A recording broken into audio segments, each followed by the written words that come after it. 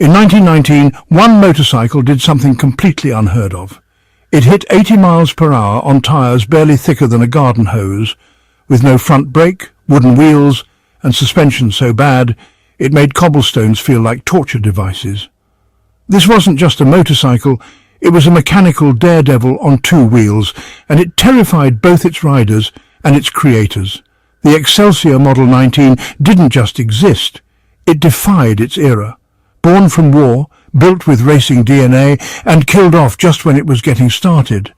The Model 19 is one of the most overlooked, misunderstood, and most mysterious motorcycles in American history.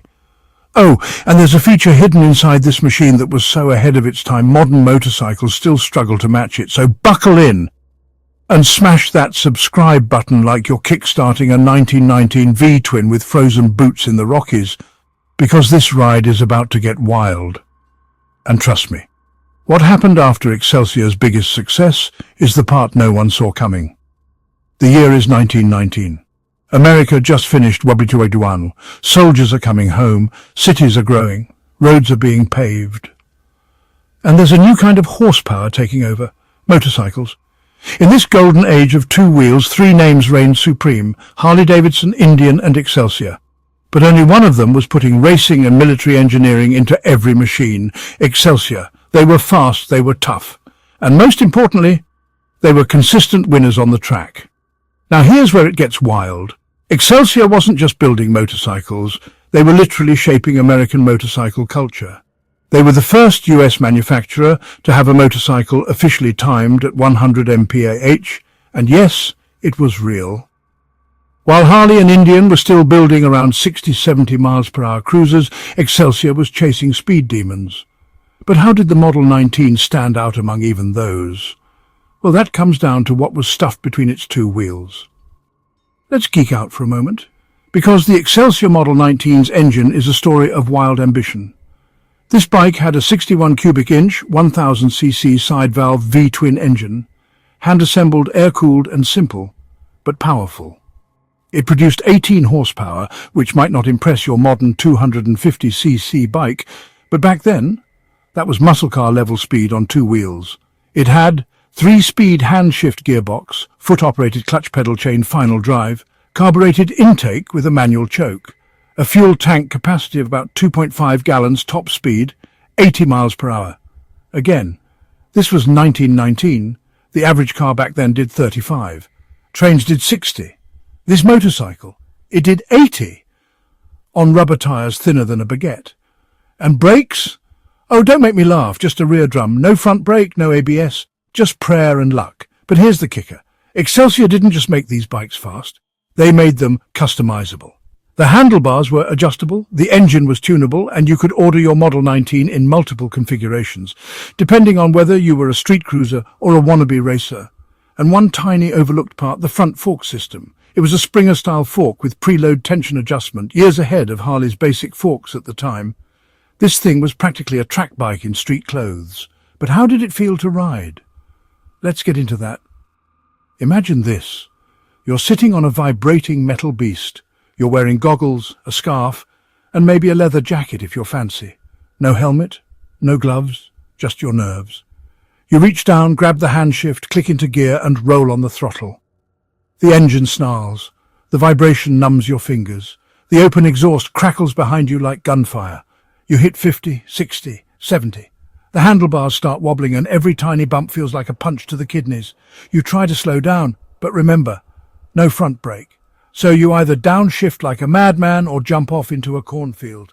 Still want to be a vintage biker? But despite the danger, riders loved the Model 19. It was raw, loud, powerful. It gave you freedom. It gave you status. And for Excelsior, it gave them racing glory. But as we're about to find out, racing was both their gift and their downfall. In the 1920s, board track racing was the biggest thing in motorsports. Imagine NASCAR, but on a steep wooden track, with motorcycles doing 100 plus and no protective walls. It was called the Murderdrome for a reason. Excelsior absolutely dominated. Their riders were fierce, their bikes reliable, and their engineering unmatched. The Model 19 and its successors won titles, broke records and became national legends. Excelsior became the bike to beat. They even released a Super X version soon after, with overhead valves, improved compression and 30-plus horsepower. It was a rocket on wheels, but all that speed came with a price. Riders were dying, the public was uneasy, and Excelsior's leadership was starting to see a nightmare forming beneath all the checkered flags, and this fear would eventually cause one of the most shocking corporate shutdowns in motorcycle history. But before that shutdown, something else was quietly happening inside the company. While Harley and Indian were focused on marketing and mass production, Excelsior had a secret lab inside their Chicago factory. Here, engineers were experimenting with overhead valve engines, gear-driven oil pumps, frame-integrated oil tanks, custom racing geometries for improved handling, multi-carburetor intake setups. Some prototypes even had aluminum pistons, a major leap for performance and heat resistance. Excelsior was becoming what we now call a skunk works shop, pushing boundaries behind closed doors. There are whispers of a 1925 prototype with a four-cylinder engine meant to rival early European designs. No photos survived, but a parts inventory showed inline-4 manifold, cast, scribbled on a faded engineer's log. Was Excelsior planning to build America's first super tourer? Possibly, but we'll never know for sure because of what happened next. The year 1931. The Great Depression was in full swing. Jobs vanished, factories went cold, money dried up. Ignaz Schwinn, yes, the bicycle guy who owned Excelsior, walked into his office, gathered his executives and said, "We stop now. No more bikes, no more parts, not even a slow fade-out. Just a complete shutdown." Why? Schwinn didn't want to risk his bicycle empire during the Depression. He figured motorcycles were luxury items, and luxuries go first in a crisis. It was called the Schwinn Snap by employees. Imagine Ford announcing they're done with cars, even though they're outselling everyone. That's how dramatic it was.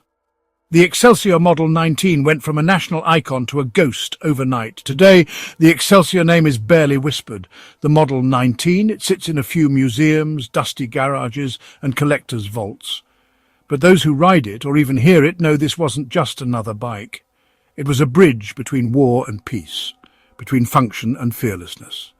It proved that American engineering could be bold, brave, and better, even when the rest of the world was playing it safe. Modern bikers owe more to Excelsior than they realize. The adjustable parts, chain drive, overhead valve systems, speed records, all started with them. And while Schwinn chose silence, the engine of the Model 19 still echoes through time. So, what do we make of the 1919 Excelsior Model 19? It was faster than its competition, riskier than its riders, and bolder than its era allowed. A motorcycle that should have taken over the world, yet vanished because it was too good, too soon. Thanks for watching this deep dive episode on AbTech Lab, where we dig up the metal bones of forgotten machines and bring them roaring back to life. If you enjoyed the journey, smash that like button like you're shifting a hand lever into third at full throttle, and subscribe for more incredible automotive stories, from the bikes that burned rubber to the ones that burned out too soon. And let me know in the comments, what forgotten machine should we dig up next? Until then, keep your gears turning, your wheels rolling, and your curiosity at full throttle.